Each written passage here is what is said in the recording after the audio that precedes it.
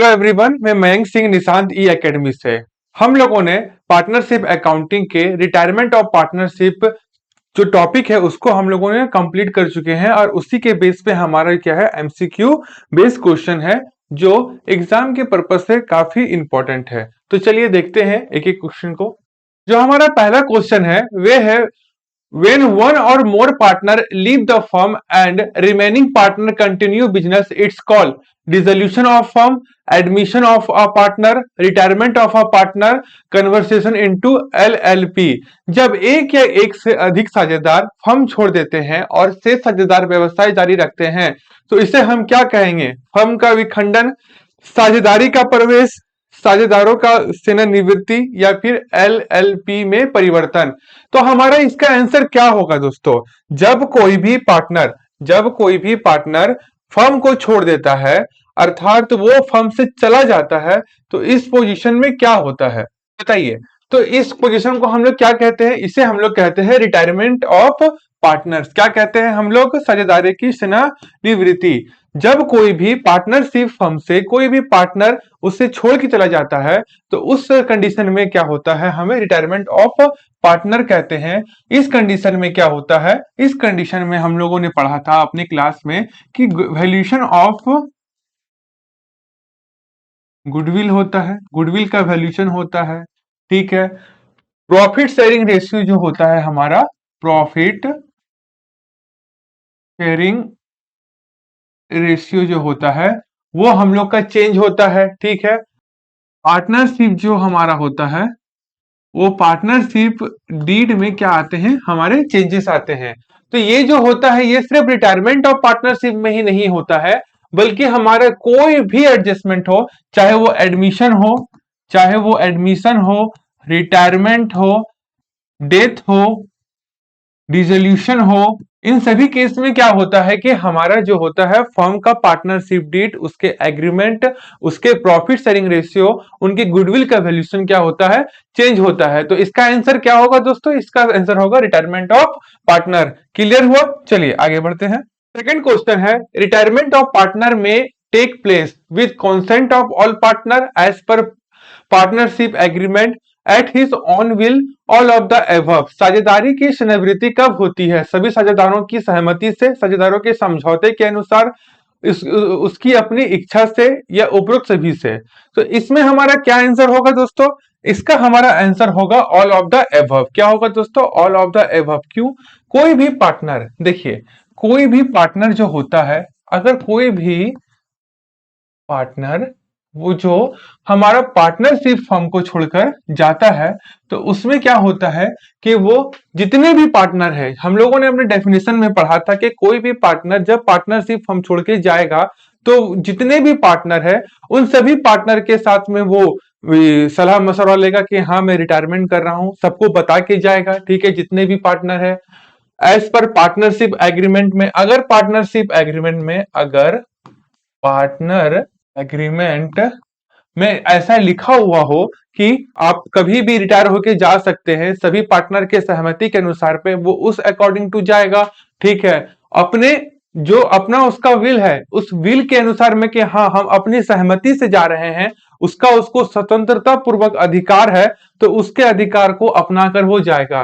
तो ये जितने भी इसके कंडीशन है कि सभी साझेदारों के सहमति से वो जा सकता है, साझेदारी समझौते के अनुसार जा सकता है, अपनी इच्छा से जा सकता है, तो ये सभी टर्म्स इसके अंतर्गत में आते हैं। तो क्लियर हुआ कि रिटायरमेंट ऑफ पार्टनर में भी take place all of the above. Clear है? चलिए आगे बढ़ते हैं। Retirement result in dissolution of the firm, reconstitution of the firm, conversion into LLP, conversion into company। सेवानिवृत्ति से क्या परिणाम निकलता है? फर्म का विखंडन होता है, फर्म का पुनर्गठन होता है, एलएलपी में परिवर्तन होता है, कंपनी में परिवर्तन होता है। चलिए सबसे पहले एक टर्म आपको मैं बता दूं, ये हमारा एलएलपी क्या होता है? एलएलपी का मतलब होता है लिमिटेड लायबिलिटी पार्टनरशिप। क्या होता है? लिमिटेड लायबिलिटी पार्टनरशिप, ठीक है। तो क्वेश्चन क्या बोल रहा है? क्वेश्चन है कि retirement result in dissolution of the firm, नहीं। रिकॉन्स्टिट्यूशन ऑफ द फर्म, हाँ। कन्वर्सन इनटू द कंपनी, नहीं। कन्वर्सन इनटू द एलएलपी नहीं। हम लोग ने जब पहला क्लास किया था पार्टनरशिप का, तो पार्टनरशिप का जो हम लोगों ने क्लास किया था, तो उसमें हम लोगों ने पढ़ा था, क्या पढ़ा था, पार्टनरशिप के पहले क्लास में पढ़ा था कि इसका जो लायबिलिटीज होता है ना दोस्तों, इनका जो लायबिलिटीज होता है वो जो होता है अनलिमिटेड होता है। क्या होता है, लायबिलिटीज जो होता है वो अनलिमिटेड होता है, उसका लायबिलिटी का कोई अंत नहीं। इवन अगर पार्टनर्स को अपना पर्सनल एसेट भी लगाना पड़ जाए तो वो भी कम है, वो अपना पर्सनल एसेट भी लगा सकते हैं। तो क्या होता है जब रिटायरमेंट होता है, तो रिकॉन्स्टिट्यूशन ऑफ द फर्म, क्या होता है आपका, reconstitution of the firm. Option number B is a correct, firm का पुनर्गठन। कहने का मतलब है कि जब रिकॉन्स्टिट्यूशन ऑफ द फर्म इसीलिए होता है कि आप मान लीजिए कि एक एग्जांपल लेते हैं कि ए बी सी 3:2:1 ये के रेशियो में वो काम कर रहा है। मान लीजिए कि सी रिटायर हो गया, तो सी रिटायर हो गया, उसका कितना शेयर हुआ, 1/6। ठीक है, तो वो क्या हुआ कि जब वो रिटायर हुआ तो क्या हुआ, एक तरह से न्यू प्रॉफिट शेयरिंग रेशियो बना, किसके बीच में बना, ए बी के बीच में बना, ए अनुपात बी के बीच में बना 3:2 का। चलिए मान के चलिए इतना हुआ, 3:2 के बीच का उसका नया रेशियो बना। तो पहला तो उसका क्या हुआ कि उसका जो आपका नया न्यू प्रॉफिट शेयरिंग रेशियो हुआ, पार्टनरशिप एग्रीमेंट के अनुसार पे अब ए और बी ही पार्टनर है, सी नहीं है। तो इससे क्या होता है कि बहुत तरह के चेंजेस आते हैं। ठीक है, तो मतलब एक तरह का चेंजेस आना ही तो रिकॉन्स्टिट्यूशन ऑफ द फर्म हुआ, फर्म का पुनर्गठन हुआ। कहने का मतलब है कि जब आपका कोई पार्टनर का एडमिशन हो, चाहे रिटायरमेंट हो, चाहे डेथ हो, इन सभी केस में क्या होता है कि एक फर्म का क्या होता है, रिकॉन्स्टिट्यूशन होता है। क्लियर हुआ, तो ऑप्शन नंबर बी आपका सही है। चलिए आगे बढ़ते हैं।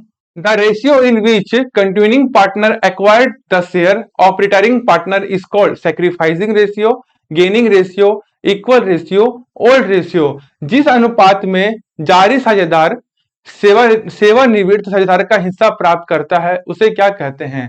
जब हम लोग रिटायरमेंट के क्लास में थे तो हम लोगों ने बताया कि जब कोई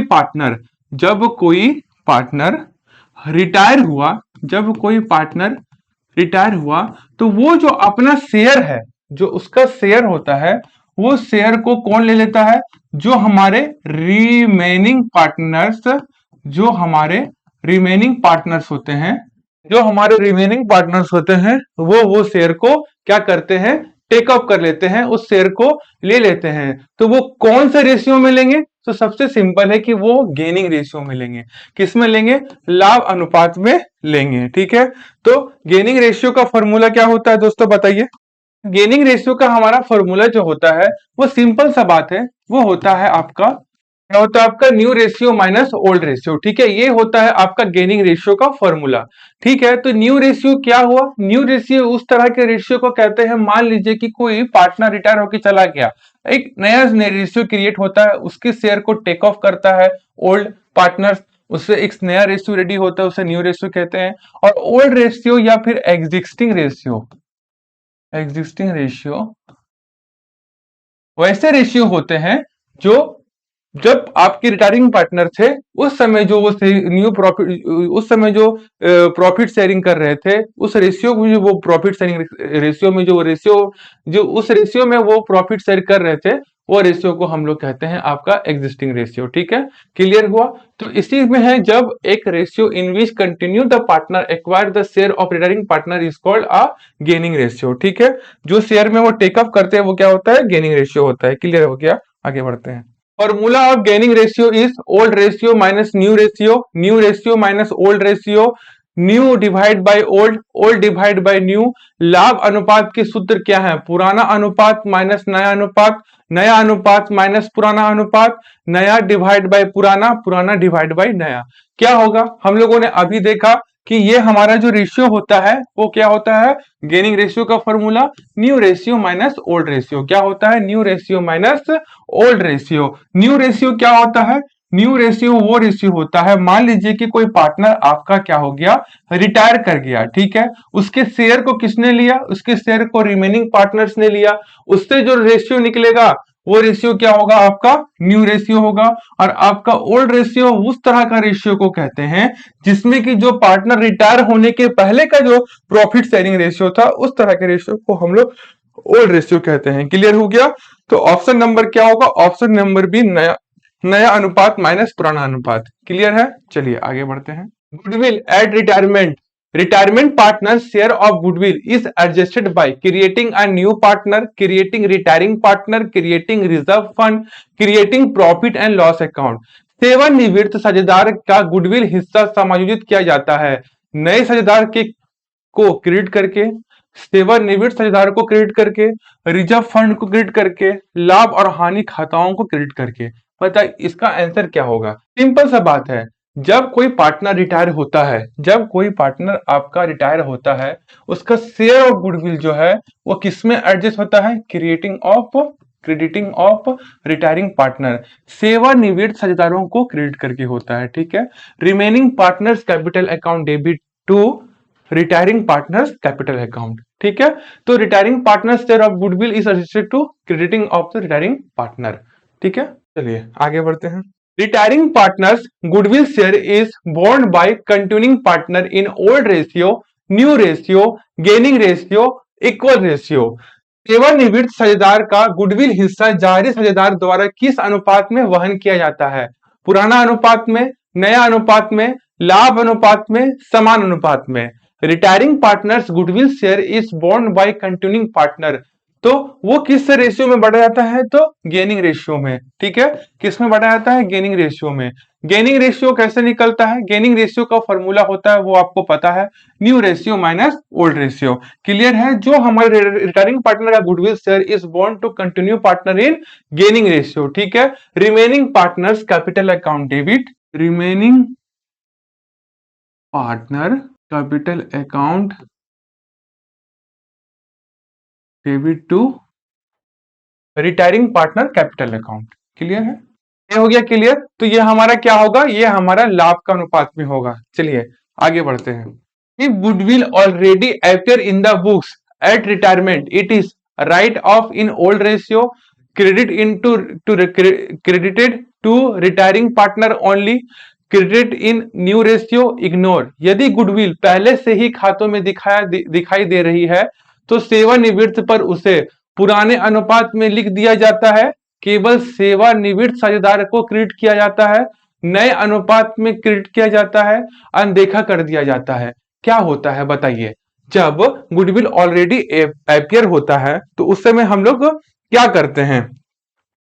तो उसको हम लोग क्या कहते हैं? उसको हम लोग जो, अगर वो already appear in the books में है एट द रिटायरमेंट, तो उसको हम लोग राइट ऑफ कर देते हैं ओल्ड रेशियो में।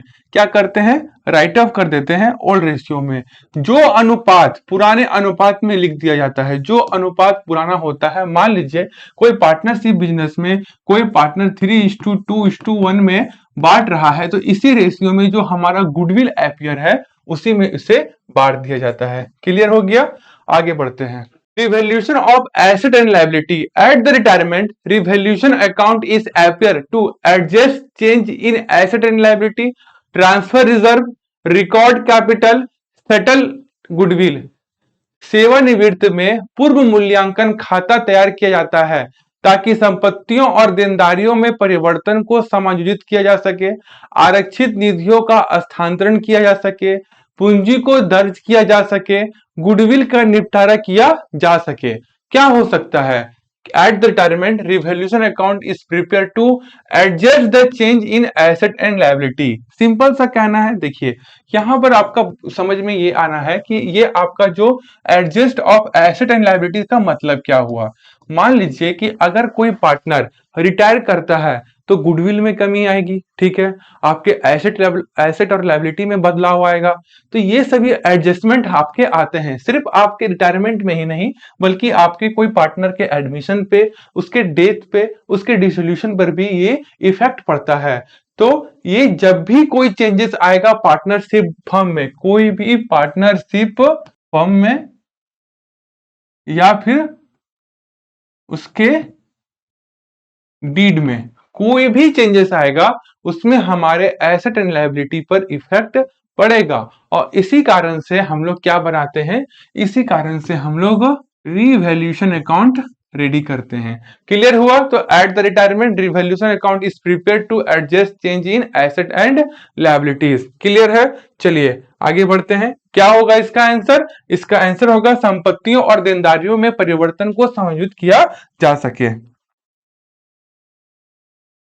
Profit and loss on revaluation is share in. हम लोगों ने जब पढ़ा था कि ये profit and loss of revaluation क्या होता है, तो सबसे पहले हमारा क्वेश्चन ये बनता है कि जो भी हमारा जब रिवैल्यूएशन अकाउंट हम लोग बना रहे थे तो हम लोगों ने दो साइड को फॉलो किया था। कोई भी एडमिशन हो, कोई भी रिटायरमेंट हो, उसमें क्या होता है कि हमारे एसेट एंड लायबिलिटी में क्या आते हैं, चेंजेस आते हैं। क्या आते हैं दोस्तों? चेंजेस आते हैं। और उन चेंजेस से या तो हमारा लॉस आएगा या हमारा प्रॉफिट आएगा, जो हमारे पार्टनर्स कैपिटल में, जो हमारे पार्टनर्स कैपिटल में ट्रांसफर होगा। ठीक है? तो कहने का मतलब है कि ये जो हमारा प्रॉफिट और लॉस आता है, तो ये क्वेश्चन यही बोल रहा है कि आपका कि profit and loss on revaluation is share in old ratio, new ratio, gaining ratio, sacrificing ratio. पूर्व मूल्यांकन पर हुए लाभ हानि को किस अनुपात में बांटा जाता है? पुराना अनुपात में, नया अनुपात में, लाभ अनुपात में, त्याग अनुपात में। तो इसका आंसर होगा कि आपका ओल्ड रेशियो में बांटा जाता है। किसमें बांटा जाता है? पुराना अनुपात में बांटा जाता है। ठीक है? चाहे वो एडमिशन हो, चाहे वो डेथ हो, चाहे वो रिटायरमेंट ऑफ पार्टनरशिप हो, हम लोग रिवैल्यूएशन अकाउंट में जो भी प्रॉफिट एंड लॉस आता है दोस्तों, उसको हम लोग किस में बांटते हैं? उसको हम लोग ओल्ड रेशियो में बांटते हैं। और मैंने अपने क्लास में रिवैल्यूएशन अकाउंट का पूरा फॉर्मेट आपको बताया हुआ है कि अगर कोई भी पार्टनर रिटायर करता है या फिर एडमिशन लेता है तो एसेट एंड लायबिलिटीज में आपके बहुत तरह के चेंजेस आते हैं, एडजस्टमेंट आते हैं। उन सभी एडजस्टमेंट को हम लोग रिवैल्यूएशन अकाउंट में पोस्ट करते हैं। क्लियर हो गया? चलिए आगे बढ़ते हैं।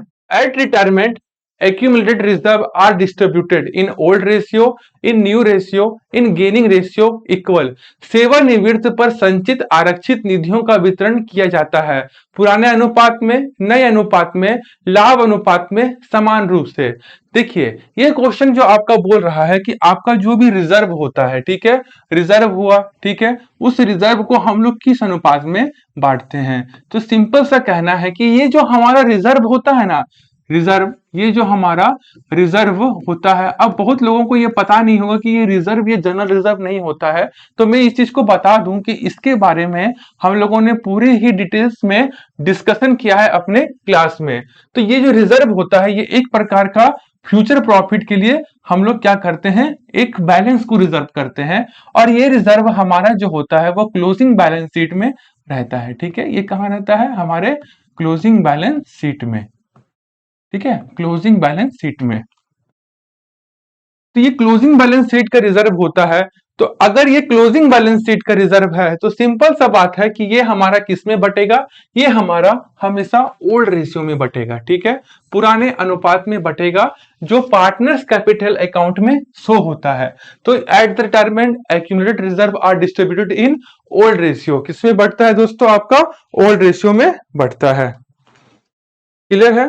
चलिए आगे बढ़ते हैं। At retirement undistributed profit is given to continuing partner only, retiring partner only, all partner in old ratio, in gaining ratio. सेवानिवृत्त के अवितरित लाभ दिया जाता है केवल जारी साझेदारों को, केवल सेवानिवृत्त साझेदारों को, सभी साझेदारों को पुराने अनुपात में, लाभ अनुपात में। तो ये जो हमारा अनडिस्ट्रीब्यूटेड प्रॉफिट होता है ना, जिस तरह से जर्नल रिजर्व में, जिस तरह से बैलेंस शीट में जर्नल रिजर्व रहता है, डेटर्स रहता है, उसी तरह से प्रॉफिट एंड लॉस बैलेंस भी रहता है। प्रॉफिट एंड लॉस बैलेंस भी क्या होता है? रहता है। ठीक है? ये जिस तरह से आपका ये सब रहता है, उस तरह से प्रॉफिट एंड लॉस बैलेंस भी हमारे बैलेंस शीट में शो करता है। अब बहुत लोगों के मन में ये क्वेश्चन होगा कि सर ये प्रॉफिट एंड लॉस क्या होता है। प्रॉफिट एंड लॉस हमारा प्रॉफिट एंड लॉस अकाउंट से निकलता है। ये एक अकाउंटिंग प्रोसेस का एक टर्म है। जिस तरह से हम लोग जर्नल रिटर्न्स करते हैं, लेजर बनाते हैं, ट्रेडिंग अकाउंट्स बनाते हैं, उस तरह से जितने भी इनडायरेक्ट एक्सपेंसेस होते हैं वो प्रॉफिट एंड लॉस अकाउंट के में आता है। उससे जो हमारा अमाउंट निकलता है वो सीधा हमारे बैलेंस शीट में शो होता है। तो ये प्रॉफिट एंड लॉस अकाउंट की पूरी एक क्लास है, जिसके हम लोगों ने पूरे अच्छी तरह से क्या किया है, इसका डिस्कशन किया है, इसके डिटेल्स में इसके बारे में बताया है कि किस प्रकार के खर्चे, किस प्रकार के लाभ, किस प्रकार की चीजें प्रॉफिट एंड लॉस अकाउंट में आती हैं। ठीक है, तो प्रॉफिट एंड लॉस अकाउंट जो होता है वो बैलेंस शीट में शो होता है। तो अगर ये हमारे प्रीवियस बैलेंस शीट में शो हो रहा है तो ये क्या होगा, ओल्ड रेशियो में बटेगा जितने भी हमारे पार्टनर है। तो इसका जो ऑप्शन होगा वो होगा हमारा ऑप्शन नंबर सी, सभी साझेदारों के पुराने अनुपात में, all partners in old ratio. Clear हो गया। चलिए आगे बढ़ते हैं। At retirement accumulated loss are borne in new ratio, old ratio, gaining ratio, equal ratio. सेवानिवृत्ति पर संचित हानियों पे किस अनुपात में वहन किया जाता है? नया अनुपात में, पुराना अनुपात में, लाभ अनुपात में, समान अनुपात में। तो जिस तरह से हम लोगों ने लॉस को बांटा उस तरह से हम लोग प्रॉफिट को भी बांटेंगे। ठीक है, तो ये हमारा क्या होगा ऑप्शन, ऑप्शन नंबर होगा हमारा बी, ओल्ड रेशियो में। किसमें, हमारा ओल्ड रेशियो में, पुराना अनुपात में। ठीक है, जिस तरह से प्रॉफिट एंड लॉस में हम लोग प्रॉफिट को बांटे उस तरह से हम लोग क्या करेंगे, हम लोगों ने ओल्ड को, हम लोग अपना लॉस को भी उसी रेशियो में बांटेंगे, that is the old ratio. Clear हो गया, किसमें बांटेंगे, हमारा ओल्ड रेशियो। चलिए आगे बढ़ते हैं। At retirement, partner due including share of capital, share of goodwill, share of revolution, profit and loss, all of the above। सेवानिवृत्त साझेदारों में बकाया में शामिल है पूंजी का हिस्सा, गुडविल का हिस्सा, पूर्ण मूल्यांकन लाभ हानि का हिस्सा, उपरोक्त सभी। ठीक है, पूंजी का हिस्सा, गुडविल का हिस्सा, पूर्ण मूल्यांकन लाभ हानि का हिस्सा, उपरोक्त सभी। क्या होगा, रिटायरमेंट पार्टनर का ड्यू इंक्लूड क्या करता है, ऑल ऑफ द एबव। क्या होता है, सब कुछ बटेगा। ठीक है, कि जितना भी ड्यू होता है सब इस पे बटेगा, जितना भी होता है सब, चाहे वो शेयर ऑफ कैपिटल हो, चाहे वो शेयर ऑफ गुडविल हो, चाहे वो share of revolution profit and loss account हो, सब कुछ आपका आपका ओल्ड रेशियो में बटेगा और सब बटेगा। क्लियर हो गया। ठीक है, चलिए। Retiring partners due are settled by cash oblique bank, loan account, both A and B, reserve fund. सेवानिवृत्त साझेदारों के बकाया को निपटारा किया जाता है नगद बैंक के द्वारा, ऋण खाते के द्वारा, ए और बी दोनों से, रिजर्व फंड के द्वारा। रिटायरिंग पार्टनर का ड्यू को किस प्रकार सेटल किया जाता है, तो देखिए दोस्तों, जो भी पार्टनर रिटायर करता है उसके ड्यू को या तो हम कैश ऑब्लिक बैंक अकाउंट से ड्यू को हम सेटल करेंगे या तो फिर लोन अकाउंट से ड्यू करेंगे। तो हमारा जो ऑप्शन होगा वो होगा हमारा ऑप्शन नंबर सी। क्या होगा, हमारा ऑप्शन नंबर सी। क्यों, जब भी हमारा कोई भी पार्टनर रिटायर करता है उसके जितने भी ड्यूज होते हैं, जितने भी उनकी बकाया होती है, इन सभी बकाया को हम या तो लोन अकाउंट ओपन करके उसके सारे ड्यूज को सेटल करेंगे या तो फिर कैश या ऑब्लिक बैंक अकाउंट को से हम लोग उसको सेटल करेंगे। क्लियर हुआ। चलिए, ये हो गया आपका option number C, both A and B. If the amount due to retiring partner is not paid immediately, it is transferred to reserve account, partners loan account, goodwill account, current account। यदि सेवानिवृत्त साझेदार को देय राशि तुरंत नहीं चुकाई जाती है तो इसे किस खाते में स्थानांतरित किया जाता है, रिजर्व खाते में, साझेदार के ऋण खाते में, गुडविल के खाते में, या फिर चालू खाते में। बताइए दोस्तों, इसका आंसर क्या होगा। इसका जो हमारा आंसर है दोस्तों, ये सीधा आपका होगा पार्टनर्स लोन अकाउंट में होगा। किसमें होगा दोस्तों, पार्टनर्स लोन अकाउंट में। कोई भी अमाउंट ड्यू होता है रिटायरिंग पार्टनर का जो हम इमीडिएटली रिटायरिंग पार्टनर पे नहीं कर पाता है, उन सभी अकाउंट को हम एक अकाउंट ओपन करते हैं, उस अकाउंट का नाम हम लोग रखते हैं partners loan account. Goodwill account में तो कभी होगा ही नहीं, करेंट अकाउंट नाम का कोई अकाउंट हमारा पार्टनरशिप अकाउंट में बनता ही नहीं है। रिजर्व अकाउंट में जो प्रॉफिट का रिजर्व होता है उसी को हम लोग रखते हैं। तो ये हमारा जो पार्टनर्स लोन अकाउंट होता है उसी में हम लोग जितनी भी राशि तुरंत नहीं चुकाई गई है उसको हम लोग पार्टनर्स लोन अकाउंट में ट्रांसफर करते हैं। ऑप्शन नंबर बी जो होगा इसका करेक्ट आंसर होगा दोस्तों। चलिए आगे बढ़ते हैं। अब आते हैं कुछ न्यूमेरिकल क्वेश्चन में। पहला क्वेश्चन है आपका, Tanu, Manu and Reena share 4:3:2। Tanu retire, he share taken in 3:2 by Manu and Reena. ठीक है, new ratio of Manu and Reena क्या होगा बताइए। तनु मनु रीना का अनुपात 4:3:2 है।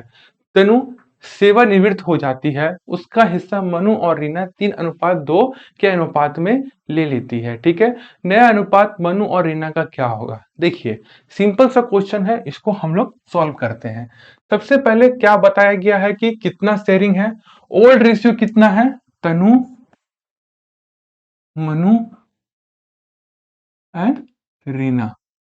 इसका जो ओल्ड रेशियो है कितना है, 4:3:2। ठीक है, अब क्या हुआ कि आपका तनु रिटायर कर गया। कौन गया, तनु रिटायर हो गई। तनु रिटायर हुई, ठीक है, कितना शेयर के साथ में, 3/9। ठीक है, कितने शेयर के किससे गई, 3/9 के शेयर से। He share taken in 3:2 by Manu and Reena. कौन टेकन किया इसको, मनु एंड रीना किया। एक एक चीज को बहुत ही अच्छे तरीके से देखिए। कौन टेकन किया, 3:2 में मनु एंड रीना ने किया। ठीक है, तो मनु कितना लिया, मनु गेन, मनु गेन कितना किया, 3/9 इंटू 3/5, 9×5 = 45, 3/3 ठीक है, तनु कितना था, 4 था। तो यहाँ पे तनु का जो है वो 4 है। ठीक है, यह तनु जो है वो 4 है। ठीक है, तनु यहाँ पे 4 है। 12/45 कितना होगा आपका, 12/45। मनु का न्यू शेयर कितना होगा, Manu new share 12/45 into old ratio कितना था, 3/9। इसका क्या होगा आपका, 45 होगा। भिन्न का जोड़ घटाव है, 12 + 15, 12 + 15, ठीक है, 27/45 कितना हुआ। ये कितना शेयर हुआ, न्यू शेयर है। ये किसका न्यू शेयर है, मनु का न्यू शेयर है। अब मनु का गेन हो गया। अब कौन हुआ, रीना। रिटायर कौन किया था, तनु। रीना गेन, रीना गेन कितना गेन किया आपका, रीना जो गेन किया है वो हुआ है 4/9 इंटू कितना पे किया टेक ओवर, 3:2 में 45/8। ठीक है, तो रीना का न्यू शेयर कितना होगा, सिंपल सा कहना है, Reena new share, Reena new share 8/45 plus 2/9 कितना होगा, 45। 45 क्लियर है, 45, 8, 10, 18/45। तो दोनों का न्यू शेयर निकल गया आपका। ठीक है, तो न्यू शेयर का रेशियो क्या होगा आपका, देखिए new share ratio, new share ratio कितना होगा, 27/45 अनुपात 18/45, that is by 18, that is 3:2। ये क्या हुआ आपका आंसर हुआ कितना, 3:2। देखिए इस तरह से हम लोगों ने क्या किया, मनु का और रीना का क्या निकाले, हम लोगों ने न्यू शेयर को निकाला। क्या किया, पहले तो कौन रिटायर किया, रिटायर का कितना था, तो तनु रिटायर किया कितना, 4/9 से। मनु कितना गेन किया, 4/9 इंटू 3/5, 12/45। मनुष्य न्यू शेयर कितना होगा, 12/45 प्लस 3/9, 12 प्लस 15, 27/45। रीना का gain 4/9 into 2/5, 8/45। Reena new share 8/45 plus 2/9, 8 plus 10, 18/45। 27:18, तो 3:2 हुआ। क्लियर है। इस प्रकार से हम लोग न्यू शेयर निकाल सकते हैं जब कोई रिटायरमेंट होता है। तो हमारा आंसर कितना आया, 3:2। देखिए आराम से, चलिए आगे बढ़ते हैं। ये हुआ आपका न्यू शेयर रेशियो ऑफ 3:2। इस तरह से हम लोग न्यू शेयर निकाल सकते हैं। ठीक है, चलिए आगे बढ़ते हैं। अंजू बाबू रानी शेयर 5:4:2। बाबू रिटायर, कौन रिटायर किया दोस्तों, बाबू रिटायर किया। His share taken by Rani, new share of Anju and Rani कितना होगा बताइए। ठीक है, अंजू बाबू रानी का शेयर, तो ओल्ड रेशियो है। ठीक है, एग्जिस्टिंग रेशियो बोल सकते हैं, existing ratio of Anju Babu रानी। अंजू बाबू और रानी, ठीक है, कितना शेयर पे है ये, 5:4:2। ठीक है, अंजू बाबू रानी का अनुपात निकल गया 5:4:2 है। बाबू ने क्या किया, रिटायरमेंट ले लिया, उसका हिस्सा रानी ने ले लिया। तो नया अनुपात अंजू और रानी का क्या होगा। ठीक है, तो किसका हिस्सा लिया, जो रिटायर किया, बाबू रिटायर किया, उसका शेयर का हिस्सा रानी ने ले लिया है। क्या किया है, रानी ने ले लिया है। ठीक है, तो कौन रिटायर किया, बाबू रिटायर किया। बाबू शेयर कितना होगा भाई, 4/4/11। क्लियर है, ये हुआ आपका बाबू शेयर। ठीक है, कौन टेक ओवर किया, तो रानी ने टेक ओवर किया है। ठीक है, किसने टेक ओवर किया, रानी ने टेक ओवर किया। तो रानी का शेयर कितना होगा, रानी न्यू शेयर क्या होगा, 4/11 प्लस रानी का कितना था, 2/11। ठीक है, कितना होगा दोस्तों उसका, 6/11 होगा। ठीक है, और कौन सा रेशियो बचा, अब अंजू का कितना होगा, रानी ने किसका शेयर टेक ओवर किया था, तो 20 का शेयर, मैंने बाबू का शेयर टेक ओवर किया था। ठीक है, अंजू शेयर न्यू शेयर कितना है, अंजूस न्यू शेयर, तो वो अंजूस न्यू शेयर जो है वो आपका होगा 5/11। क्यों, ये अनचेंज रहेगा, क्योंकि जितना भी बाबू का शेयर था, वो जितना भी बाबू का शेयर था, वो सारा शेयर जो है, जितना भी बाबू का शेयर था, सारा शेयर रानी ने टेक ओवर कर लिया। तो इसका जो न्यू शेयर है वो क्या रहेगा, अनचेंज रहेगा। ठीक है, तो न्यू शेयर कितना रहा, न्यू शेयर होगा, वो होगा आपका 5/11, 6/11, दैट इज 5/6। ठीक है, तो हमारा आंसर कितना होगा, आंसर होगा हमारा दोस्तों ऑप्शन नंबर बी। क्लियर है, देखिए कैलकुलेशन कितना अच्छे तरीके से हो रहा है। एग्जिस्टिंग जो रेशियो था वो कितना था आपका, 5:4:2 था। जो बाबू शेयर जो रिटायर किया, वो कितना था, 4/11। बाबू का पूरे शेयर को किसने लिया, रानी ने लिया। 4/11 प्लस 2/11, 6/11। तो एस का जो हमारा अंजू का न्यू शेयर होगा वो 5/11 होगा, वो अनचेंज होगा क्योंकि पूरा शेयर रानी ने टेक ओवर कर लिया। तो न्यू शेयर 5:6 होगा। ठीक है, क्लियर हो गया, ऑप्शन नंबर बी करेक्ट। चलिए आगे बढ़ते हैं। Goodwill of a firm 60,000, retiring partner share 1/4, इस गुडविल शेयर कितना होगा। मान लीजिए कि एक गुडविल का जो फर्म का है वो कितना है, 60,000 है। कितना है, 60,000 है। ठीक है, रिटायरिंग पार्टनर शेयर कितना होगा, 1/4 होगा। ठीक है, तो इसको करिए, डिवाइड करिए, कितना आएगा आंसर, 2×2=4, 30, यहाँ पे आएगा आपका 15,000। ये हो गया आपका 15,000।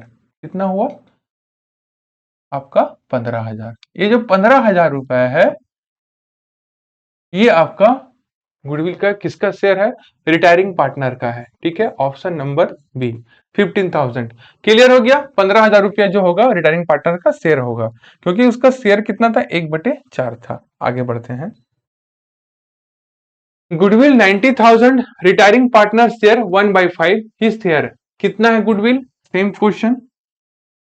90,000 का गुडविल है, 1/5 में डिवाइड करना है। ठीक है, 5 है 18,000, कितना होगा? 18,000। ठीक है, 18,000। क्लियर हुआ?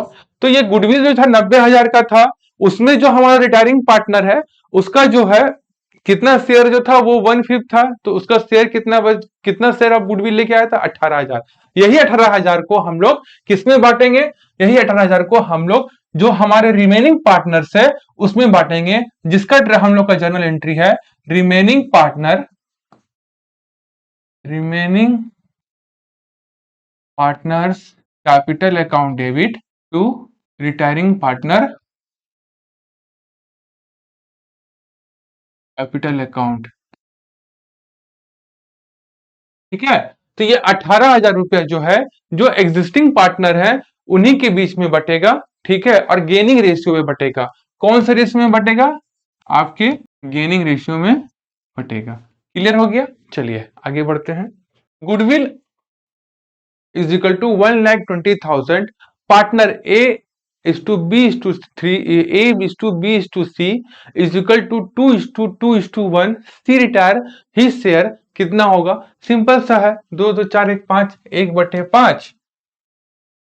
ये कितना हुआ? 1,20,000 by 1/5, दैट इज 24,000।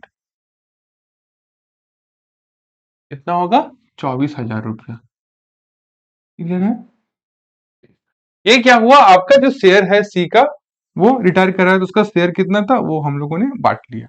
आगे बढ़ते हैं। General reserve 30,000, A B C share 3:2:1, at B retire he share कितना होगा? ठीक है, हम लोग को पता है कि जो हमारा जर्नल रिजर्व है, रिजर्व फंड होता है, जो हमारा जर्नल रिजर्व फंड होता है, वो हमेशा ओल्ड रेशियो में बढ़ता है। किसमें बढ़ता है दोस्तों?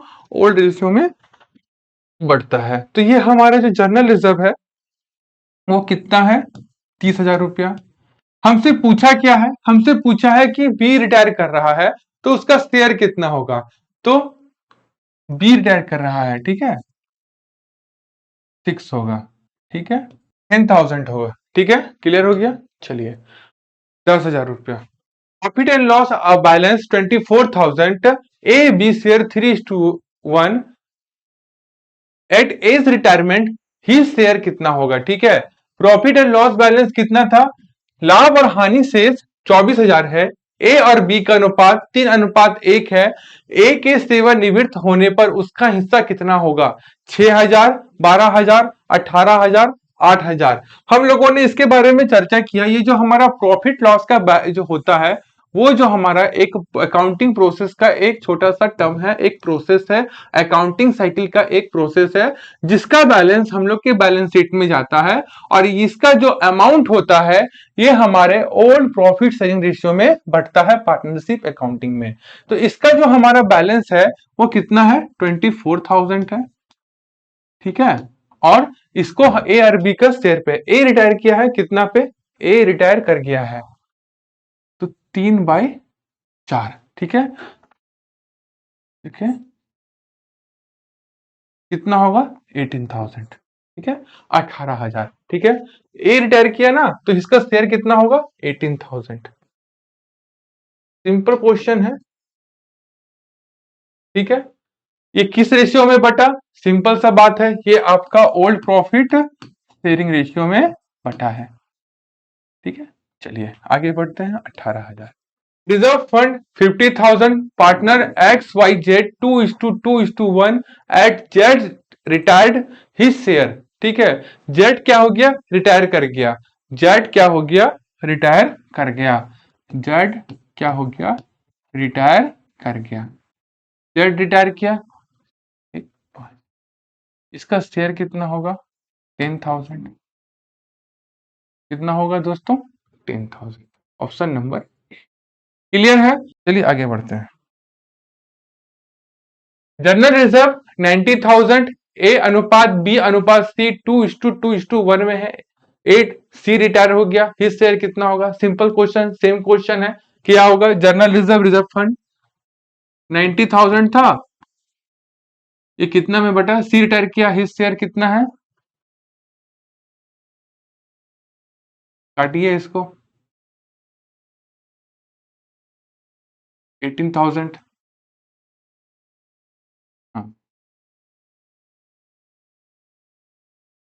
हाँ, 18,000 होगा। चलिए, तो इस तरह से हम लोग क्या कर रहे हैं, जो भी अमाउंट है सबको हम लोग ओल्ड रेशियो में बांट रहे हैं। जो भी हम लोग कैलकुलेशन अभी तक किए हैं सबको हम लोगों ने किस में बांटा है? ओल्ड रेशियो में बांटा है। ठीक है, चाहे वो जर्नल रिजर्व हो, रिजर्व फंड हो, प्रॉफिट एंड लॉस अकाउंट हो। हम लोगों ने न्यू रेशियो भी निकाला, गेनिंग रेशियो भी निकालने के लिए सीखा। सब कुछ हम लोगों ने यहाँ पर देख लिया है। ठीक है, तो ये हमारा क्या हुआ? 18,000 रुपीज ये हुआ। क्लियर है। चलिए, जितने भी क्वेश्चन रिटायरमेंट ऑफ पार्टनरशिप से बन सकते थे वो यहाँ पे थे। चलिए, आज का क्लास यहीं पे खत्म करते हैं। Thank you.